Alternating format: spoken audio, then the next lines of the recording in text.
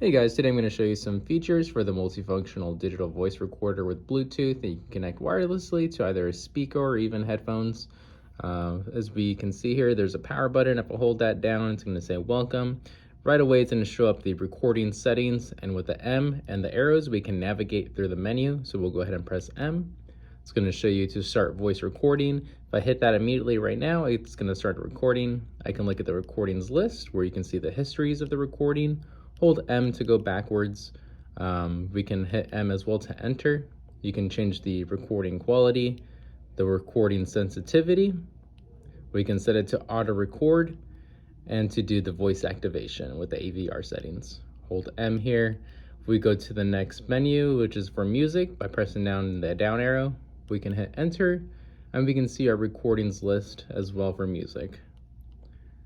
If we go to settings, we can hit M, and from there we'll see Bluetooth on or off. We can search for devices and device list to see what we already have connected. Hold M there again to go back.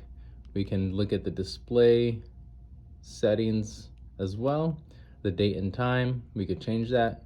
We can do the power off settings as well, so we know when it's going to power off. You can set a timer on that. You can change the language, device information. We can format the device so we can clear the memory straight from this menu we navigated through. We can factory reset it, and we can also put a password to this wristband recorder. So some really great features you can do with this thing, and it's only your recordings, music, and your settings. So nothing too hard to navigate through. And if you would like to just have the clock on, go ahead and double click the power button. Double click it again, and it's just going to display the time. Even if you're recording, do the same thing. When it's recording, you can double click it, the power button, and it'll turn it off, just a screen, and then you double click it to turn it back on, so no one knows you're recording, and it's very discreet.